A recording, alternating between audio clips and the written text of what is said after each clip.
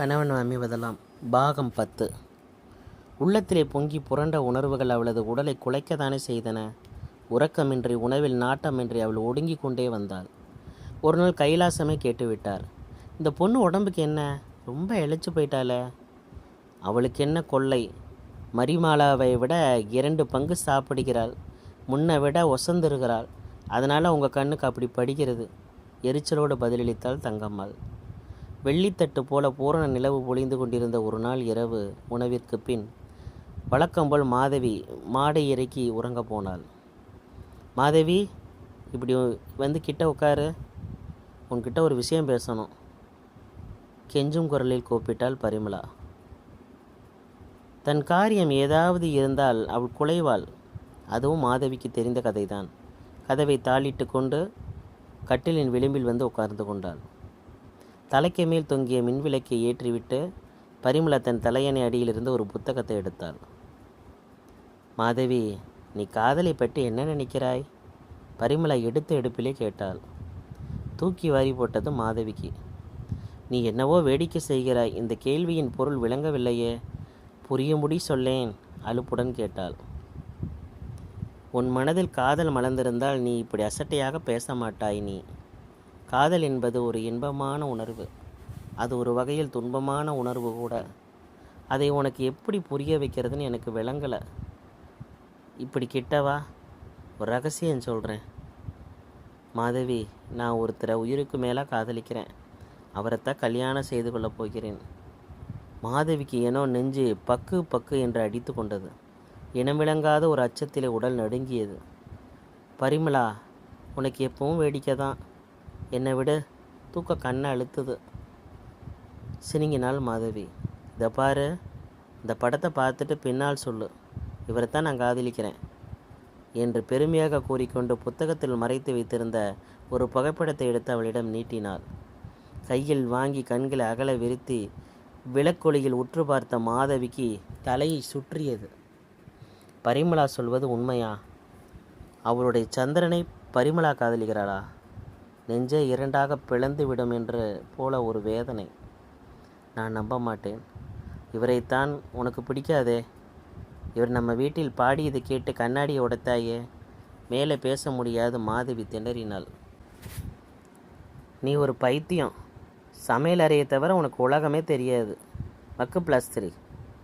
மிதமிஞ்சிய காதலில் வெறுப்பது போல் அப்படி ஒரு நடிப்பு. உன்னோடு சமமாக உட்கார்ந்து பாடுறதை கண்டு பொறாமையில் துடிதுடித்து போய் தான் அப்படி ஆர்ப்பாட்டம் பண்ணினேன். அம்மாவுக்கு இவரை பிடிக்காது, அப்பாவும் சட்டுன்னு ஒப்புக்கொள்ள மாட்டார். ஆனால் நான் நினச்சதை விட மாட்டேன். சந்திரன் ரொம்ப அழகானவர், எனக்கு ஏற்றவர் தானே, நீ சொல்லும் மாதவி என்ற இன்பத்தில் இழைந்தாலும் பரிமளா. நெருப்பை வாரி தலையில் கொட்டியது போன்ற பயங்கர உணர்வில் மாதவி தவித்து போனாள். விழித்து விடும் போல வேதனையில் நெஞ்சு விம்பியது. உணர்ச்சிகளை அடக்க மாட்டாது கண்களில் நீர் பொங்கி கொண்டு வந்தது. நல்ல வேளை தங்கம்மாள் அவளை அது சமயம் கூவி அழைத்து விட்டாள். மாதவி, பூஜை அறை கதவை மூட மறந்துட்டேன், போய் விளக்கணைச்சு அதை சாத்திட்டு வா. மாதவி, பூஜை அறை கதவை மூட மறந்துட்டேன், போய் விளக்கணைச்சு அதை சாத்தி விட்டு வா. தடதடவென்று படிகளில் இறங்கி ஓடினாள் மாதவி. அப்படியே ஓடிக்கொண்டு இருக்க மாட்டோமோ என்று ஒரு ஏக்கம். கடவுளே, என் சந்திரனை எனக்கு விட்டுக்கொடு. பூஜை அறை கதவை பிடித்து கொண்டு நின்ற அவள் உள்ளம் ஓவென கதறி புலம்பியது. கைலாசரம் வந்து அடைக்கலமானதிலிருந்து பிறர் தன்னை ஏவுவது ஒன்றையே தான் சிவகுரு அறிந்திருந்தான். அவனுக்கு இப்போது திடீரென்று பதவி உயர்கட்டியிருந்தது. தலையை நிமிர்த்து கொண்டு பிறரை ஏவி திரியும் பொன்னான சந்தர்ப்பம். கைலாசத்தின் அருமை மகள் பரிமளாவுக்கு திருமணம். அதை அவர்கள் இல்லத்திலே நடத்த ஏற்பாடு. கல்யாண வேலைகளை மேற்பார்வையிட கைலாசம் அவனை அமைத்திருந்தார். அவ்வளவுதான். சிவகுருவாயின் அதிகாரம் தூள் பறந்து கொண்டிருந்தது. வாசல் பக்கத்தில் வேலையாட்கள் எழும்பி கொண்டிருந்த கெட்டார பந்தல் வேலை ஒழுங்காக நடைபெறுகிறதா என்று பார்வையிட்டு ஒரு முறை சுற்றி வந்தான். கடையிலிருந்து வந்த பலசரக்கு சாமான்களை கணக்கிட்டு பார்த்து உள்ளே வைக்க உத்தரவிட்டான். என இப்படி பல வேலைகள் இன்னும். ஏய் சின்னமுத்து, என்னப்பா பேச்சு, நடக்கட்டும் வேலை என்று நடுநடு உரத்த குரலில் அதிகாரம். புதிதாக அமர்த்தப்பட்ட சமையல்காரர் ஆட்களில் ஒருத்தன் சுட சுட காப்பியை தம்ளாரில் நிறைத்து கொண்டு வாசலுக்கு உபசரிக்க வந்துவிட்டான். சிவகுருவின் அதிகாரத்தையும் மிரட்டலையும் கண்ட அவன் அப்படியே அரண்டு விட்டான். சர்க்கரை முழுவதையும் காப்பிலேயே கொட்டிட்டியா? சர்க்கரை முழுவதையும் காப்பிலேயே கொட்டிட்டியா? பலகாரங்களை எப்படி செய்வதா உத்தேசம்? அமத்தலாக கேட்டுவிட்டு காப்பியை வாங்கி ஒரே மூச்சாக குடித்தான். இந்தாப்பா, இங்கே நின்று வேடிக்கை பார்க்காத, உள்ள ஏகப்பட்ட காரியங்கள் கிடக்கு, சீக்கிரம். மிடுக்காக அவனை அதட்டிவிட்டு விரைப்பாக உள்ளே சென்றான். தரையை கழுவி கொண்டிருந்த புதிய வேலைக்காரி அவனை பயத்துடன் பார்த்து தலையை குனிந்து கொண்டாள். வெட்டி பேச்சு வேண்டாம், ஆகட்டும் வேலை. அங்கங்கே வேலையாட்களை விரட்டியபடி பலகாரங்கள் செய்து கொண்டிருந்த பின்கட்டிற்கு வந்தான். மேல் தொண்டை உதறி தோல் மீது போட்டுக்கொண்டு மிடுக்காக அங்கு வந்து நின்றான். அருகில் தட்டுகளில் ஊட்டி வைத்திருந்த லட்டுகளை கண்டது அவன் நாவில் நீர் சுரந்தது. அசட்டையாக நுனிவர்களால் ஒன்றை பற்றி எடுத்து சிறிது பிட்டு வாயில் போட்டு சுவைத்தான். பேஸ், ரொம்ப நல்லா இருக்கே. ஜட்ஜு லோகநாதன் வீட்டு கல்யாணத்தில் செஞ்சா போல செய்திருக்கீங்களே என்றான் பாராட்டும் தோரணையில். அருகில் சற்று ஒதுக்குப்புறமாக நின்று கொண்டிருந்த வாட்டசாட்டமான மனிதர் அவனை முறைத்து பார்த்தார். காதுகளில் வைர கடுக்கண்கள், கழுத்திலே மெல்லிய தங்க சங்கிலி, சலவை செய்த தூய வெள்ளை ஜீப்பா, மல்வேட்டி தோளில் சுவண்ட ஜருகை அங்கவஸ்திரம் என்ற அலங்காரத்தில் கம்பீர நடை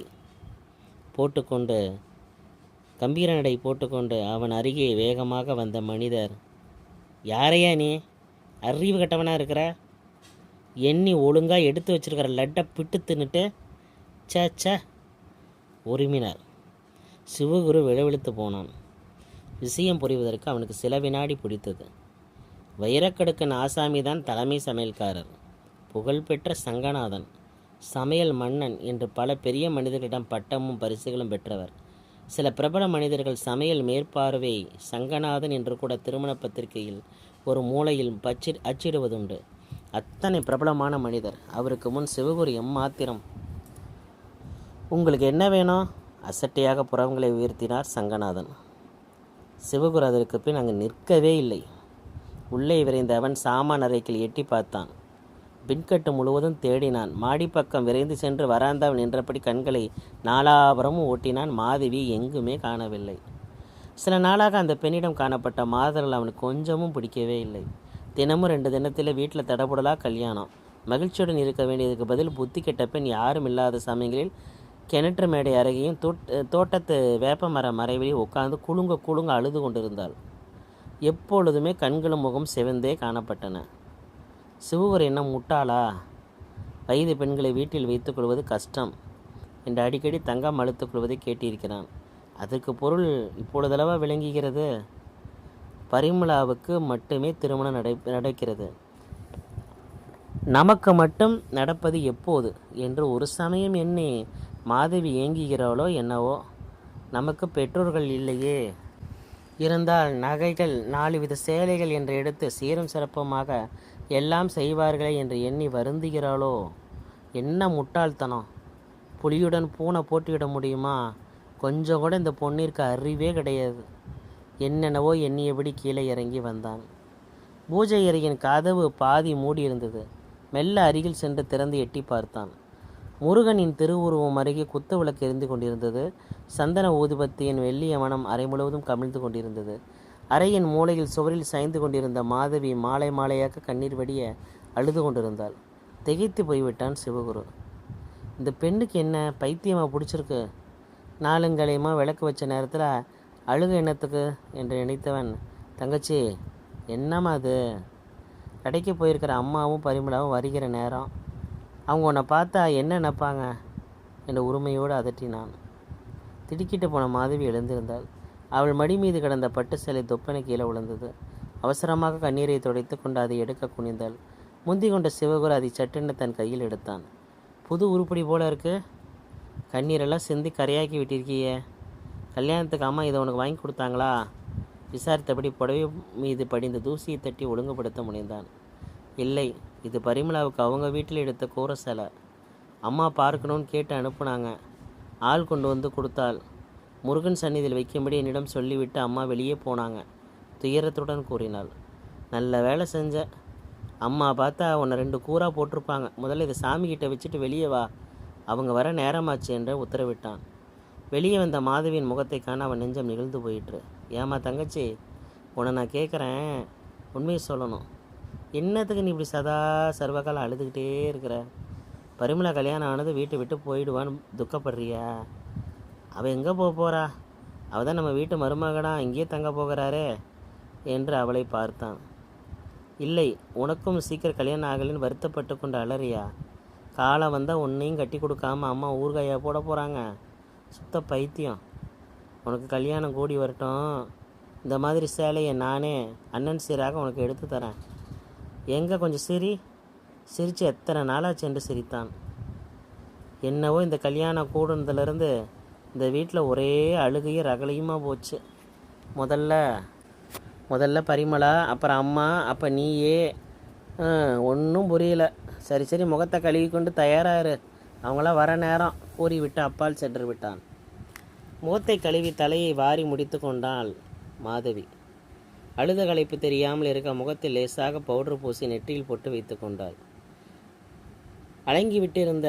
கசங்கி விட்டிருந்த புடவையை களைந்து விட்டு துவைத்து காய வைத்து மடித்து பத்திரமாக பெட்டிக்குள் வைத்திருந்த சுத்தமான நூல் சிலை எடுத்து உடுத்தி கொண்டு தன் உருவத்தை கண்ணாடியில் பார்த்து கொண்டாள். மீண்டும் துக்கம் அவளை நெஞ்சை அடைத்தது. கண்களில் நீர் ததும்பியது. பரிமளா போல் அவள் பேரழகி இல்லை. ஆனால் அந்தஸ்திலும் அவளுக்கு ஈடு இல்லாதவள் தான். ஆனால் இவைதான் வாழ்க்கைக்கு மிக முக்கியமோ? கலங்கமற்ற அன்புக்கு ஏன் இவையெல்லாம் தூசிக்கு சமமாயிற்றே? அவளும் சந்திரனிடம் இதை பற்றியெல்லாம் பேசியதெல்லாம் எத்தனை தடவை பேசியிருந்தனர். உள்ளத்து அழகை பற்றி அவன் வரைந்ததெல்லாம் வெறும் பொய்யா? கபடம் சிறிதும் இல்லாத, களங்கமே துளியும் இல்லாத தனது உள்ளத்திலே அவனை தெய்வமாக வைத்து இதனாலும் வாழ்த்தி வழிபட்டு வந்தாலே, அவளுக்கு இதுக்கு கிடைச்ச பரிசுதானோ இது? அந்தஸ்து, அழகு என இரண்டும் அவளது தூய அன்பை எடை போட்டு தூர எரிந்து விட்டானே சந்திரன். என்ன கொடுமை! அன்றே பாட்டு வித்தியார் சொன்னாரே. மீண்டும் மீண்டும் அவள் உள்ளம் புலம்பிக் கொண்டே இருந்தது. நெஞ்சம் வெடித்து சுக்குலாகிவிடும் போன்ற வேதனையில் துடித்தாள். கண்ணீரை சமாளித்து கொண்டு தன் அறைக்கு சென்ற தலமாரியை திறந்தாள் மாதவி. தன் தந்தையின் ஞாபகத்தில் வைத்திருந்த அந்த சிறிய தகரப்பெட்டி எடுக்கும் முன் அவள் கரங்கள் நடுங்கின. அதற்குள்ளதானே அவள் சந்திரன் கடைசியாக அவளுக்கு எழுதி அந்த பயங்கர கடிதத்தை வைத்தாள். எத்தனையோ முறை படித்தாள். படித்த பின்னர் அழுதாள். எனினும் மறுபடியும் படிக்க வேண்டும் என்ற வேகம். அன்புமிக்க மாதவி, இந்த கடிதத்தை எழுதும்போது நான் படும் வேதனை நீ புரிந்து கொள்ள மாட்டாய். புரிந்து கொண்டால் நான் மிக்க மன ஆறுதல் கொள்வேன். இதை படிக்கும்போது நீ தாங்கொண்ணா துன்பத்தில் துடிக்கப் போகிறாய் என எண்ணும் போதே என் நெஞ்சம் வெடிக்கிறது. ஆனால் கடமை வற்புறுத்துவதால் துணிவுடன் எழுதுகிறேன். மாதவி, உன்னை மிகவும் கெஞ்சி கேட்டுக்கொள்கிறேன், என்னை மன்னிப்பாயாக. பரிமளா இதற்குள் உன்னிடம் ஒரு சமயம் சொல்லியிருப்பாள். இல்லையெனில் நானே சொல்லிவிடுகிறேன். அவள் என்னை மிகவும் நேசிக்கிறாள். திருமணம் செய்து கொள்ள விரும்புகிறாள். என் பெற்றோர் என் வருங்காலத்தை எண்ணி வலிய வரும் ஸ்ரீதேவியை நான் புறக்கணிப்பது தவறு என்று போராடி வெற்றி கண்டுவிட்டனர். பரிமளா முடிவில் என்னை கணவனாக அடைந்து விட்டது பற்றி பெருமைப்பட்டு கொள்ளலாம். என் பெற்றோர் மகனது மகத்தான வாழ்க்கை கண்டு மகிழலாம். கைலாசம் கைக்கடங்கிய மருமகனை தேடி பிடித்து விட்டதாக கர்வப்பட்டு கொள்ளலாம். ஆனால் உண்மை வேறு. என் உள்ளத்தை பரிமளா ஒரு நாளும் விலைக்கு வாங்க முடியாது. அதைத்தான் நான் உனக்கு எப்பொழுதோ காணிக்கையாக தந்து விட்டேனே. இனி இந்த உடல்தான் அவளுக்கு சொந்தம். வழி வழியாக காதலியை காவியத்திலும் கதைகளிலும் கண்ணீர் வழியே கைவிட்டு ஓடிய கயவர்கள் கூட்டத்திலே நான் சேர்ந்து விட்டேன். என் அன்பே, என்னை மன்னித்துக்கொள். உன்னை என்றும் மறவாத சந்திரன். நடுங்கும் விரல்களால் கடிதத்தை மடித்து பெட்டிக்குள் பத்திரமாக வைத்தாள்.